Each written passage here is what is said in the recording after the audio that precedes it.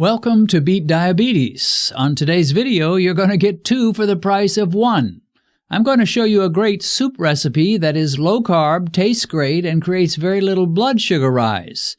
And I'm also going to show you this simple but incredibly powerful 3-step method that will drive diabetes out of your life.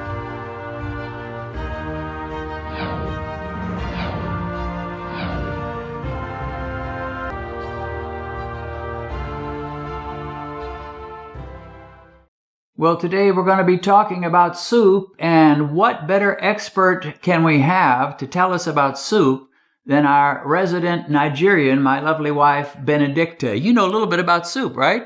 Of course I do. We cook a lot of soup.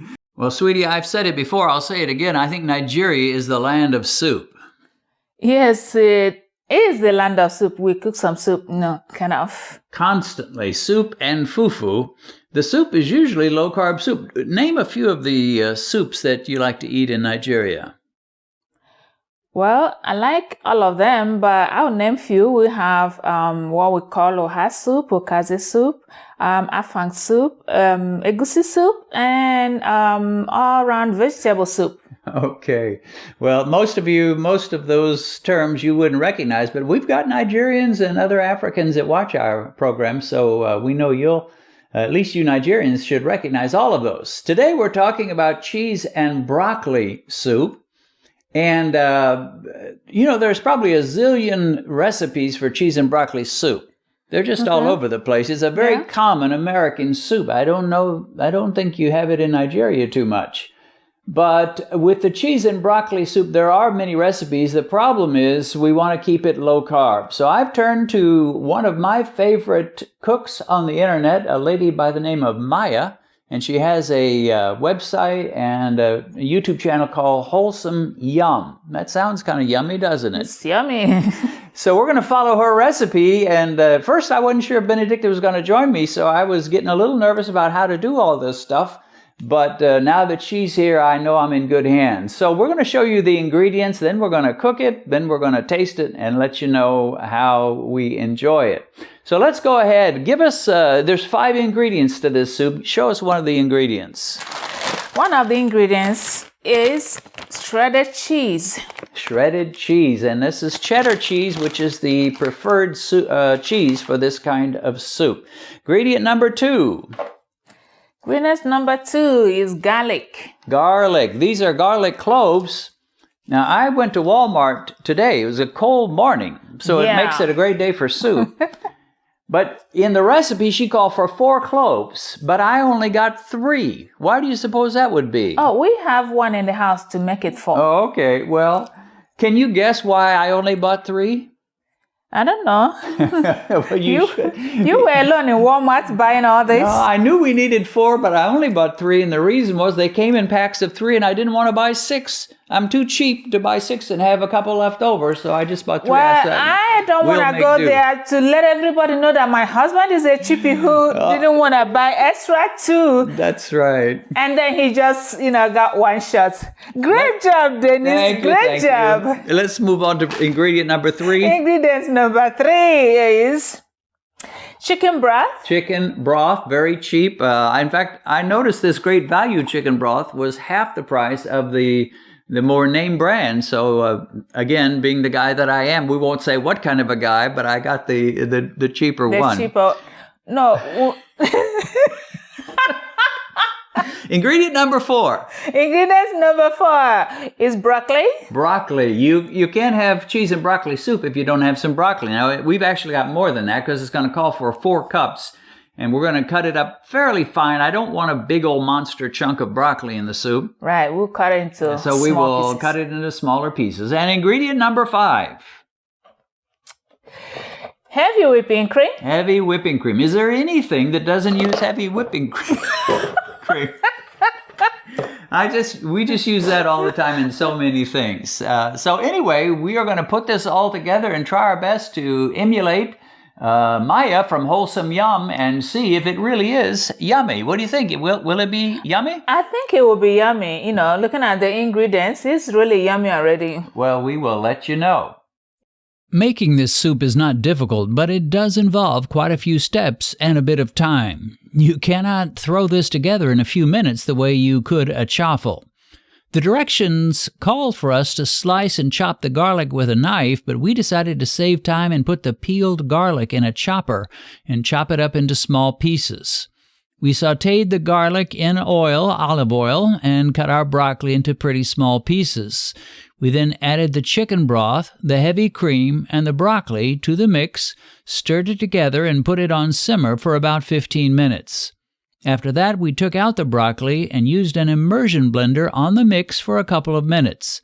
Then we added the cheese into the mix gradually and stirred it until the cheese was integrated into the soup.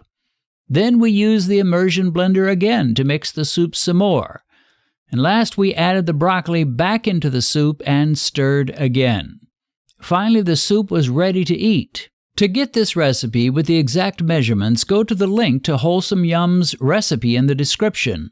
Also, there will be a link to the original Wholesome Yum video, which will explain this a whole lot better than I just did.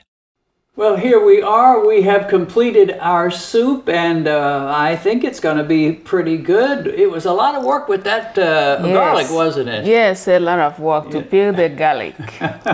You know, mostly I like recipes that are easy and fast. I wouldn't call this exactly easy and fast, would you? No, it's not easy and fast. She said 20 minutes. Maybe when you get your ingredients all ready, you can, talk about 20 minutes, but it was more than 20 minutes for us, I will guarantee that. However, we did make a big pot, and that means we can have it at least 2 days, if not 3. Okay. Between the two of us, if you're a single person and are just fixing it for yourself, you could probably make it last 5 or 6 days. Yes. So not too bad of an investment of time. Now, as a good Nigerian, you should be wanting fufu with your soup, so I provided you a little waffle, low-carb waffle made with coconut flour and almond flour. So that's your fufu. Thank you, Dennis. Thank you. Fufu. So we're going to take a bite of the soup, take a bite of the fufu, and let the people know what do we think. Why don't you go ahead and take your first bite of the soup and then tell us about the soup first. Okay. The moment of truth. It's really good. Okay. Very good, yes. Let me see what I think.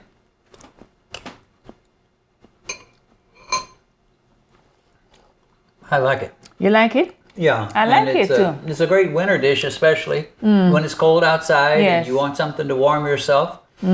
So let's see if this goes with the soup.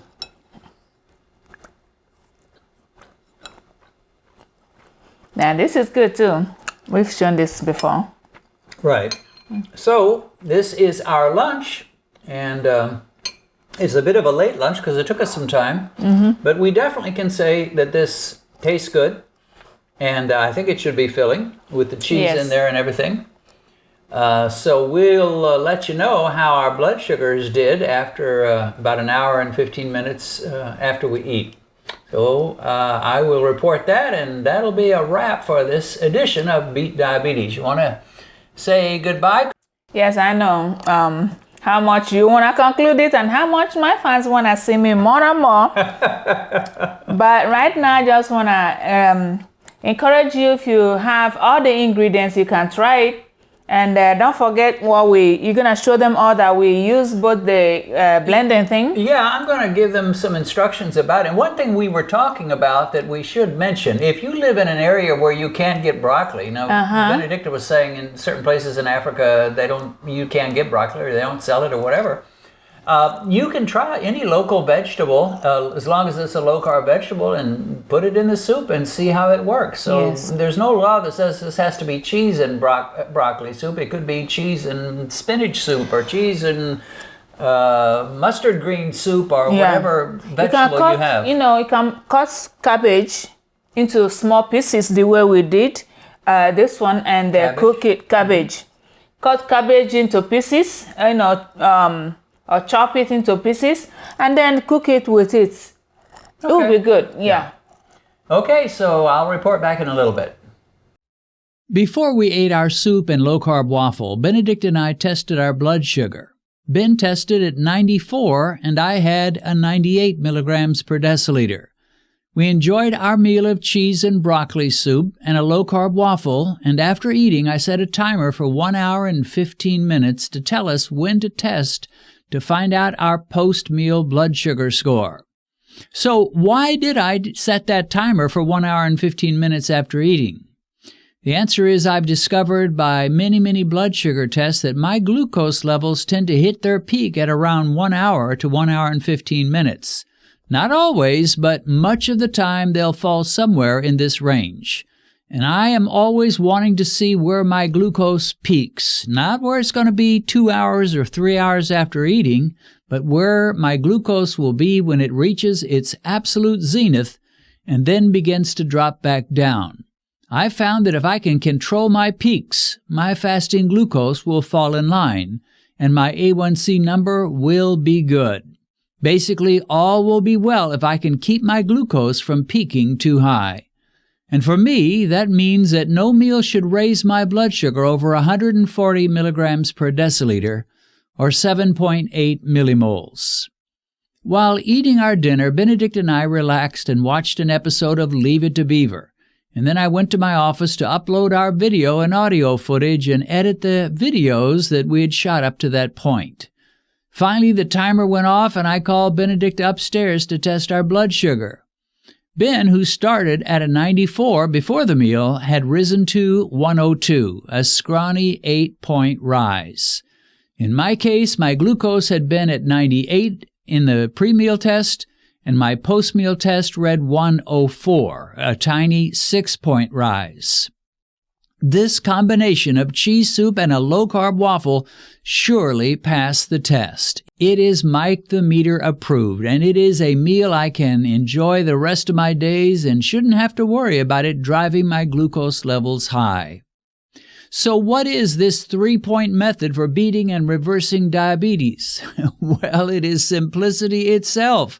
Number 1, test your glucose level before eating a meal or food. Number 2, eat that meal or food. And number 3, test your glucose level about an hour to an hour and a half after eating the meal or food. If a food or meal spikes your glucose too much, you need to either drop that meal or modify it until it no longer gives you a major spike. Or if, for example, you eat this meal of cheese soup and a low-carb waffle and feel that you weren't quite filled up with it, well, then try the meal again and perhaps put some cream cheese or peanut butter on top of the chaffle. Or maybe have 2 chaffles and then run the pre- and post-meal tests again. If your meter tells you that your blood sugar did not spike exorbitantly or past the limit that you've set for yourself, you're free to enjoy that meal again and again. Start collecting meals that work for you and discarding those meals that don't. Now, keep in mind, I'm not saying your blood sugar can never rise. Enemies of low-carb eating love to mock us and insist that a glucose rise is natural and we are being unrealistic. Well, a glucose rise is natural, but a 100-point glucose spike is neither natural nor healthy. I expect that for most of my meals, my glucose will rise after eating. But the question is, how much will it rise? If it rises 20 or 30 points an hour after my meal, I'm okay with that. But if it sends my blood sugar 60, 80, 100 or more points, well, I'm definitely not okay with that. I will not eat that meal again, at least in those portions. Eventually, you get to the point where you have a large repertoire of meals that work for you, and these become your go-to foods and meals. Your average daily glucose is going to drop. Your fasting glucose will fall to around 100 or less, and your A1c should leave the land of diabetes and move toward the level of normal blood sugar. You will join that wonderful 5's A1c club. It is so simple and yet so powerful. It is more powerful than any medication you can take, and yet so few seem to get this. But there's no reason for you not to get this, and this little soup experiment shows just how you can do it.